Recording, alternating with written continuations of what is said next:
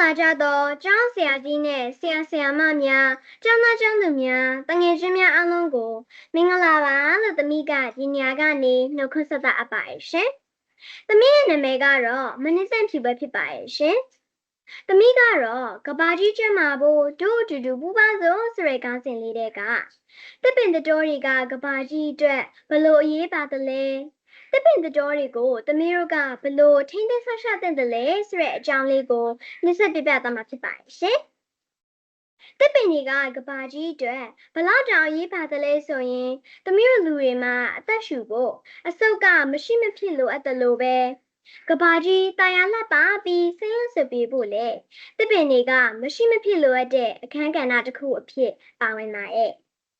ဟိုးတော့ကဆိုရင်ကဘာကြီးပေါ်မှာတစ်ပင်တွေဘလောက်တောင်ပေါ်များသလဲဆိုရင်ကဘာကြီးရဲ့90%အထိအောင်မှဖုံးထားရလို့သမီးသိရှိရပါတယ်ဒါပေမဲ့အခုတော့လူတွေကတစ်ပင်တွေကိုခုတ်ကြတယ်ပြီးတော့အကြောင်းမျိုးစုံကြောင့်တစ်ပင်သတော်တွေဖြည်းဖြည်းပြုံးတိလာတာအခုဆိုရင်ကဘာကြီးရဲ့31%လောက်ပဲကျန်တော့တယ်တစ်ပင်တွေများများရှိခြင်းကသမီးတို့ကဘာကြီးအတွက်ကောင်းကျိုးတွေအများကြီးပေးရလို့သမီးကတော့ထင်ပါတယ်အပင်တွေကလေရည်တွေကိုတန့်စင်ပေးရလူတွေအတွက်အရေးပါတဲ့အောက်ဆီဂျင်တွေကိုထုတ်ပေးပြီးတော့မကောင်းတဲ့ကာဗွန်ဒိုင်အောက်ဆိုက်တွေကိုလည်းပြန်လည်စုပ်ယူပေးရဲ့။တဘာဝဘေးအန္တရာယ်တွေကိုလည်းလျှော့ချပေးရဲ့။သမီးတို့ပတ်ဝန်းကျင်မှာအပင်တွေစိုက်ထားတဲ့အခါအရေးရပြီးတော့အေးနေမှာပဲလေ။အဲ့ဒီလိုအေးနေတဲ့အခါသမီးတို့အိမ်မှာအသုံးတဲ့ပန်ကာတွေအဲကွန်းတွေလိုရာထက်ပိုပြီးသုံးစရာမလိုတော့ဘူးပေါ့။အဲ့ဒီအတွက်လျှက်စစ်ထွေတာရလည်းရောက်တယ်။လျှက်စစ်စွမ်းအင်ကိုလျှော့ချတာကလည်းသမီးတို့ကဘာကြီးပူနွေးလာတာကိုသက်သာစေရဲ့နီလန်တစ်မျိုးလို့သမီးကတော့ယူဆပါတယ်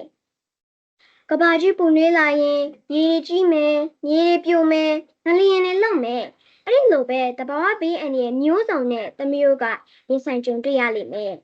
။အဲ့ဒီလိုတဘာဝဘေးအန္တရာယ်တွေကနေမှကြိုတင်ကာကွယ်နိုင်မှုအတွက်တစ်ပင်သတော်တွေကိုထိန်းသိမ်းဆောက်ရှောက်တဲ့နဲ့